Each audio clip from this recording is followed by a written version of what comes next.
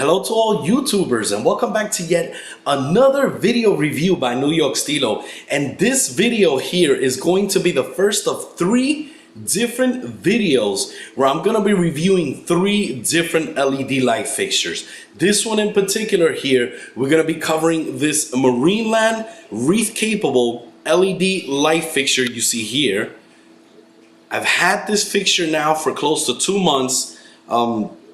And been playing around with it, and we're gonna talk about the good and the bad. Unfortunately, you might hear me talk more bad than good about the fixture from what I found out. Now, video number 2, we're gonna discuss and do a full detailed review on the aqua illumination fixtures. I've got those on the 30-gallon nano system. And video number 3, we're gonna do a full video review of the Ecotech Radions. I'm gonna try my best to get my hands on them.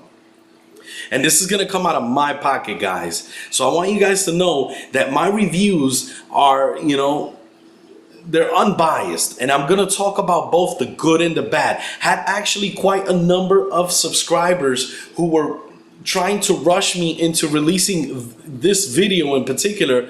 And I told them, I said, listen guys, I have to get my hands on the fixture and I have to try it out for a little bit in order for me to give it a full and accurate detailed review. And so with this one here, which is the one we're going to start with, I'm going to go ahead and talk about the good first about the fixture. Towards the middle of the video, we're going to edit it, and what better way to illustrate it to you guys than to go ahead and install it into this 90-gallon system so I can show you the differences between the 14K look that you see here as opposed to the limited 10K look of this particular fixture. So we're going to go ahead and install it, and once we install it, we're going to move on to the bad. Unfortunately, I'm going to try to talk about the good first so we can ease in some of the bad. Now, I understand that a lot of you may have this fixture, and if you disagree with what I'm gonna say here, post it down below. Let me hear your opinion, guys.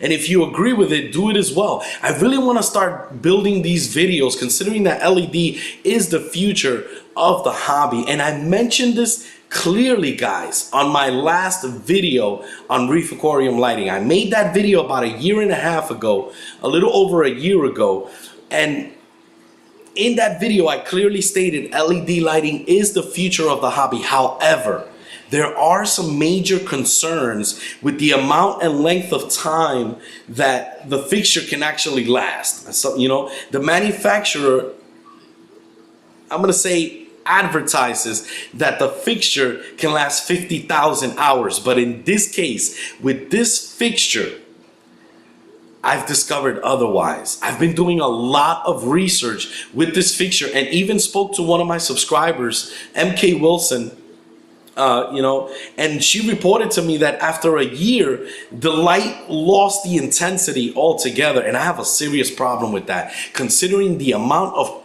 of money that you have to invest into these fixtures. So, let's go ahead and start talking a little bit about the good here. Now, this fixture in itself has a really sleek design. If there's one thing that I think that some of these much, larger manufacturers making LEDs, I think that they should borrow heavily from the design of this unit. This one in particular is the 48-inch model. It's 5 inches from the front to the back, and it's only 3/4 of an inch thick. And that in itself is just a major plus. I mean, the sleek design of it, very lightweight, easily mountable. We're going to pick up the unit here. And you can see the back of it here. I'm going to place it back down. It's also got the Marineland logo here on this side of the unit. It's just a really awesome, sleek design. Powered here by this transformer, which easily connects to the end of this fixture here. Now, one concern that I have with this fixture, and we're going to move on to that a little later in the video, is the fact that it only has one cord, and that in itself is a plus. However, it limits you the ability to be able to control this fixture. It only has one power button, which can be positioned in 3 different ways. We're going to move the camera here to this area so you guys can see it. Now this power button that you see there can easily be turned on to the 460 actinic lights, or turn the unit off in the center, or have both the actinics and the 10,000K lights on at the same time. Now, we're going to discuss that once I install the video itself. But for the time being, I think that, the sleek design is just a major plus. We're going to pick up the unit here again, and we're going to turn it around here. Now, it's got a total of 54 1-watt LEDs, and you can see them there. Now, that in itself means that the unit is going to give you 54 watts of light. And when I mentioned a year ago the watts per gallon, it doesn't really apply to LEDs, because it is said or advertised that it can give more PAR than a regular compact fluorescent T5s or even metal halides. However, this particular unit, I can tell you that it cannot come close to a metal halide system. I've done a lot of research on it, and I've actually went online, and there's a number of websites of which I'm going to post the link down below so you guys can look at the PAR levels of this fixture, which was a major disappointment for me. But we're gonna move on to that a little later in the video. Now, it's also a unit that is easily mountable and utilizes these rails here on each side of the unit. You can see one there, and there's the other one on this side here. Now, this fixture itself, the light where the LEDs is a total of 48 inches. However, with these rails, you can extend them as far away to make the entire unit 60 inches. So it does allow you to install this fixture in a much larger aquarium. Now, there's also, the advertising that LEDs consumes a lot less energy compared to metal halides or power compacts and T5s. And that in itself, I can tell you, is true. There's also the fact that the heat is non-existent in the fixture, and that is a plus in itself as well. And then there's the fact that they advertise that the LEDs can last 50,000 hours. However, that in itself is a big concern from my part, and we're going to talk about that later. But that, for the time being, is the plus that I can find on this individual fixture here. Now, unfortunately, we're going to edit the video, and we're going to install it on top of this 90-gallon tank here. Keep in mind that it's got that 14K look with metal halides, and we're gonna unfortunately move on to talking about some of the bad that I've discovered in the fixture. Bear with me, guys, and hear me out first. So with that said, we will be right back. Okay, so we're back quickly here, and we've gone ahead and installed the Marineland unit on top of this 90-gallon system. And we're going to start with the list that I've created of negatives here. Unfortunately, I do have to cover the negatives. I will give you the reviews like no other here. Now, number one here, and I have a big problem with this, is that the fixture itself has no ability to apply the dusk and dawn type of effect automatically, unless you do it manually. And what I'm going to do here is I'm going to move over to the fixture, and I'm going to show you that it only has 3 settings. Those settings are either the actinics on, the light off, or both the actinics and the lights off. And so here, I'm going to give you a quick illustration. As you're looking at here, this is both the actinics and 10K lights on. And then there's also in the middle here, which is the off, and then you have the blues here, which is the 460 actinics here. You either have it on actinics or off, or you have both together. And then, the ability of dusk and dawn is completely stripped out of this fixture, which means that you would have to manually wake up in the morning, turn on the blues, an hour later come back and turn on both the 10Ks if you want to achieve the dusk and dawn type of effect.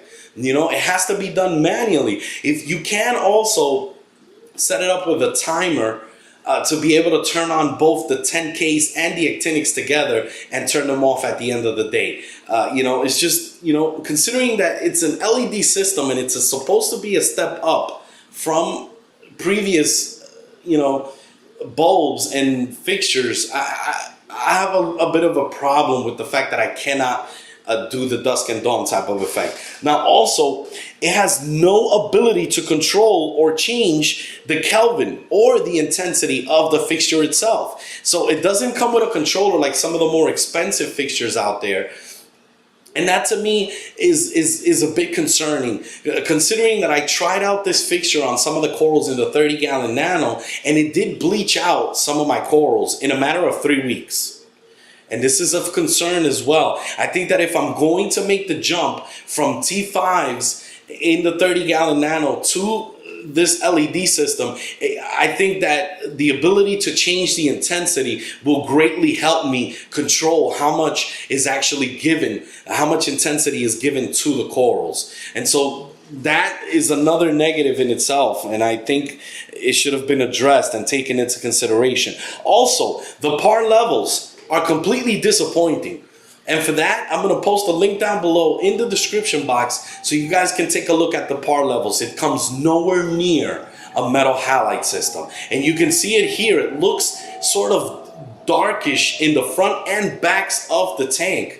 It's just not as intense as the metal halides themselves, and that's questionable in itself. Now, there's also the fact that the system itself is not modular, meaning that you would have to buy the entire unit containing 54 watts of LEDs, 54 LEDs. So if one LED goes out, now you have a problem. Now you have to either send out the fixture to the manufacturer so they can fix it for you if it's still under warranty, or you yourself are going to have to disassemble it and try to replace it, and it's just a hassle that it's really not needed. The fact that the unit can be modular will greatly help, allow you the ability to only have to take apart one section of the unit to replace a bulb. Very important, the system must be modular if you're going to jump into LEDs. I think that that's another thing that should be taken into consideration. Now,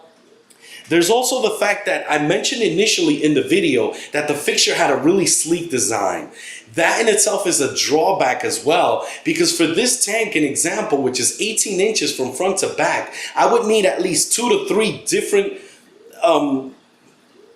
fixtures in order to be able to captivate the intensity of the metal halides that was there before. So each fixture being $400, if I have to add 3 of them here, now we're looking at $1,200. And so that's another thing that needs to be taken into consideration. Now, there's also the fact that the 50,000 hour lifespan of this fixture altogether is questionable. And I say this because I had a conversation with one of my subscribers, MK Wilson. Highly recommend you guys to go check out her channel. She's starting out a 75-gallon reef and getting it together, looking really great. Great system, great person, great individual. I actually had the ability to talk to her on the phone, and she has this fixture for more than a year on her 30-gallon nano system. And she reported to me that the intensity of the lighting visually seen by us has dropped drastically within that year. And so if it's 50,000 hours that you're going to advertise that the fixture lasts, whether or not what happened to her was an individual incident, is up for questions. But I think that if you're going to overcharge for an LED lighting system, not expecting to replace the bulbs, only to expect the system to lose the intensity, I've got a problem with that as well. So that's also something that should be taken into consideration. Now, in general, those are my negatives with the overall fixture. I really do like its sleek design. I think that if I were to recommend it, I think this particular 48-inch fixture on a 55-gallon tank would work perfectly, because it's only 12 inches from front to back. If it's a softy tank, mushrooms, leathers and whatnot, possibly you might be able to get away with it and have your tank flourish. But once you start leaning towards the SPSs, I really have doubts. And if you disagree with that, go ahead and post the comments down below. Questions, comments, concerns, do so. Voice your opinion, guys. I want to hear what you guys got to say. Now, with that said, we're going to be releasing the next video is probably going to be on the AIs and then further down the line on the Radions. Guys, I hope you guys have enjoyed this video review. Hope you have learned something. This is Newyorksteelo signing out. Many more videos to come. Peace.